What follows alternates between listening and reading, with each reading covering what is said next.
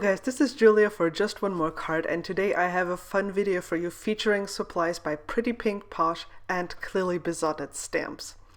What I'll be using is this new storybook die by Pretty Pink Posh. Well, at least it was new in October. Maybe some of you already have it. And then I'll be using this wonderful stamp set by Clearly Besotted Stamps that features these cute little Santas and accessories. I started out by stamping these Santas with archival black ink on watercolor paper. I'm using archival ink because I want to do some coloring with pens that are very wet and I don't want the ink to run. So I'm grabbing my Stabilo markers. These are fiber tip pens, and I have this color swatch here in the lid, and it makes it very easy for me to figure out which colors I want to use. Now I sped up the coloring so it won't take forever. And you've probably seen me do this before, but for those of you who haven't, I just want to point out that these colors are, they are more like distress markers. And they are very wet, and you can blend them together on appropriate paper like watercolor paper, but you have to work quickly. Of course, not as quickly as I'm doing here because I've sped the video up, but you can't let the colors dry. You won't be able to blend them nicely if they are dry. You could also blend them with water. That would also be possible. And you'll see me doing that a little later here, but mainly you can blend the colors into each other just by touching one color to the other on the paper, and you're not hurting your markers at all. These markers are also cheap, relatively cheap, much cheaper than Copic markers. They're maybe about the same price point as Distress markers, I'm not sure.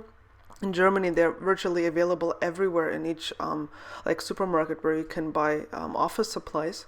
That's, like most school kids use them for their schoolwork. And you can see here how I can create nice gradients from a very dark red to a light red color. And all I'm doing is blending the colors out there. I usually wouldn't recommend going over the color again because the markers are very wet and you might damage the paper. You just have to experiment with whatever paper you have, what will work best for you. For the face, I'm putting down some of this flesh color, and then I'm coming in with a brush that is loaded with water, well, damp, not completely wet, and I'm just blending the color out a bit, as you can see here, because adding another color there would have intensified it too much, at least to a point that I wouldn't feel comfortable with. And you can see me here just adding a tiny bit of water and grabbing some color from an acrylic block that I scribbled on it onto the acrylic block and then blended it out on the face. So I have it a little bit more intense. Contrary to other like professional grade colors, these are not light fast. That means that over time, let's say over the period of a year or longer, these will fade. Now, to me, that doesn't matter. It's a card. I'm going to send it to someone relatively soon.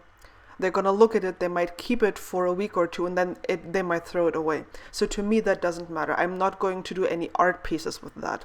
If you're an art student or you are more into artsy stuff, this stuff is not light fast. This will fade. So you should consider that. But again, to me, for card making, it's cheap, it's affordable, I want to use it. Now you might wonder how I fuzzy cut those. I had my Scan and Cut do it. I had to color this one again because I accidentally smeared it, but my Scan and Cut machine by Brother, basically you put the paper through, it scans it, it recognizes the lines, and then I told it, cut around those centers and leave no border. And that's what it did, almost perfectly.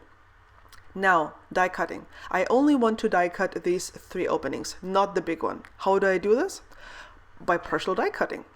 So I know what I want to do. I only want the 3 openings, not the big one. So what I'm going to do is I'm going to align it on my, I'm using a Sizzix Big Shot. I'm using a magnetic platform. I have the first cutting plate down. I have my piece of paper down into which I will be cutting, and I know that these 3 openings are the ones that I want to cut. So thanks to the holes, I know exactly where to place my second cutting plate. And I need to place the second cutting plate on top of the area that I want to cut and not on top of the area that I do not want to cut. You can see here, by placing it like this, I will only be cutting the 3 openings. And here's what happened. I cut it, and I was erring on the safe side, so I didn't cut all the way through. It's also great if you want to have, like these openings and make them as flaps. And now I'm repositioning the die so it will fit into the stitched grooves and run it through again the same way I did it before.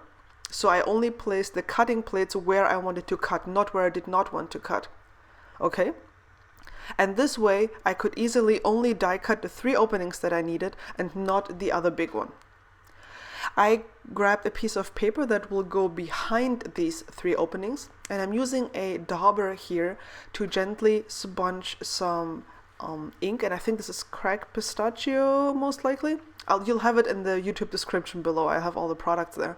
I'm just sponging this down here, so there will be, how to say that, these openings will be a little bit grounded. It will not be completely white on white, but through this soft color, you will be able to see the openings better. It's just going to give a little bit more contrast without overwhelming the card. You can see that I'm being very careful here, dabbing off the excess of the color on my scrap piece of paper so it won't become too intense. And here's how it's going to look like. It's much better than if it would be just white on white. I hope that makes sense. Now I'm going to put an indecent amount of foam squares on the back of my front panel here because I have to somehow stick it to that piece of paper. So that's what I'm doing right now. It's going to take a while to get all the backing paper of those pieces, but you know, it's worth it. And then I'm putting some glue with my ATG gun on the back of that piece of paper so I can then mount it on a red mat.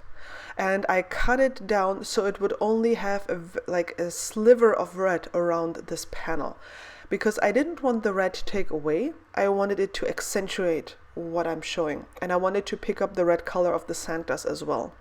So putting generous amount of glue on top of this, and this is my card base, and I already stamped it with a Denami Design star stamp, which gives me this beautiful background. It's not distracting at all. It's just a little bit of interest that it adds. You could leave it completely white, but I personally don't like that, so that's why I did it like this. And now I have the card almost ready. I'm using some glue and foam dots behind these Santas to mount them into these openings.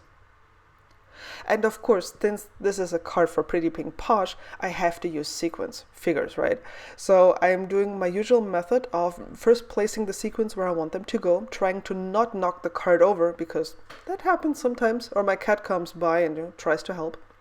And when I know where I want to place my sequins, I'm squirting out a tiny bit of glossy accents through my fine tip applicator here, which has become invaluable to me. And then I can place my sequins right on top of that. And I really, really like that. I'm really happy with the workflow that I've established to do this. So here's the finished card. You can see you have a tiny bit of dimension by mounting these pieces on top of each other, and I think it's just so gorgeous, the little Santas that are looking out of these openings. And the stitching is really, really gorgeous around the die cut openings. I really like that as well.